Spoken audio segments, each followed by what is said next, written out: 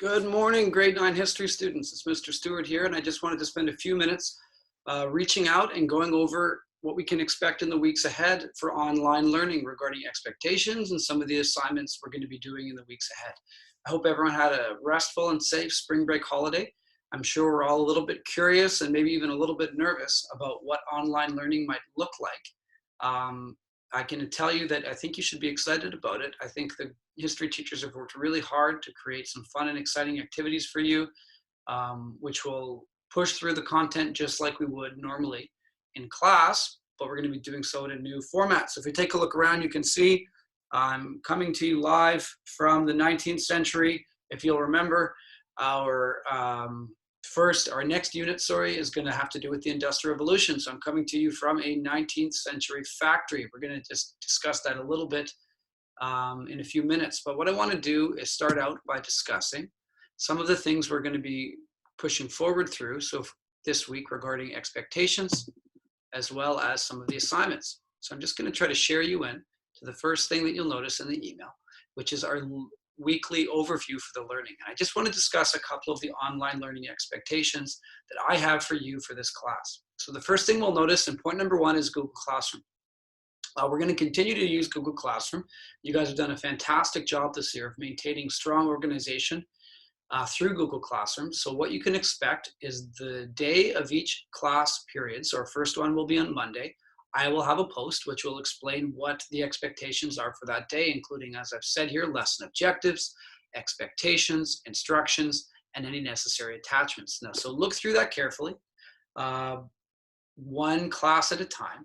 And I'm going to now highlight point number 4, which is related, which is that anytime you have a question related to that particular lesson, I'm going to ask you to please leave a comment on the post so that everyone can see the question, because I think we're going to find that other students have similar questions and the answers that I provide might benefit all students. So please, I ask you for all questions related to course content, material related to the instructions or the assignments or the assessments, please post them as a comment on the stream on that particular lesson, and I'll get back to you as quickly as possible.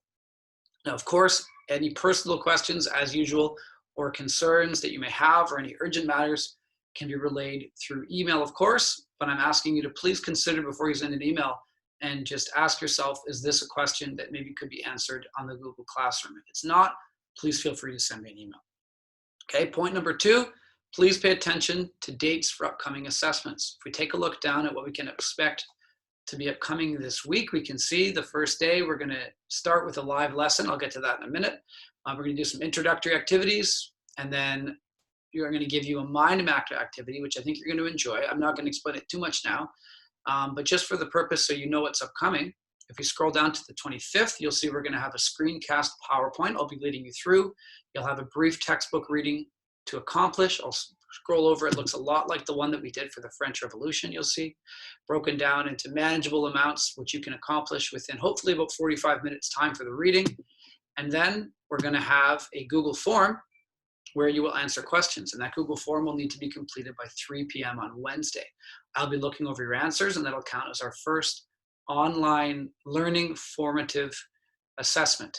Okay, some of them will be formative, some will be summative. All of them, just so you're aware, if it's posted in bold here, will be published on PowerSchool.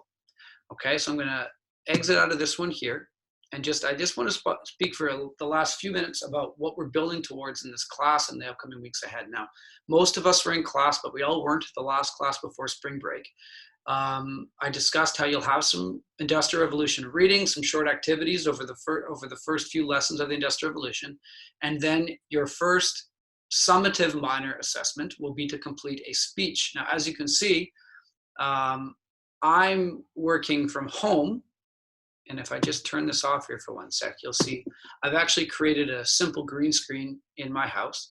I think this is something that we can hopefully all accomplish, and your job, once we complete our reading, so probably not next week, toward the end of the second week of online learning, you'll have to review a lot of primary sources and take on the persona of a 19th century person who might have been involved in the Industrial Revolution. So this could be a child laborer, or a factory worker, or a factory owner, or an environmentalist, and you'll be able to write a speech from their perspective to discuss either the positive or negative, or maybe both, the different effects of the Industrial Revolution.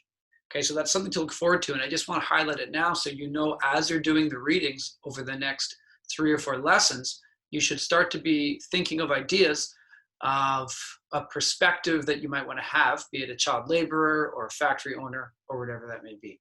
So goodbye for now, guys. We'll see you in class on Monday. I'm sure you're going to have questions. Please feel free to respond to this email if you have any questions for now. Otherwise, I will see you in class online on Monday. Take care, guys, and see you soon.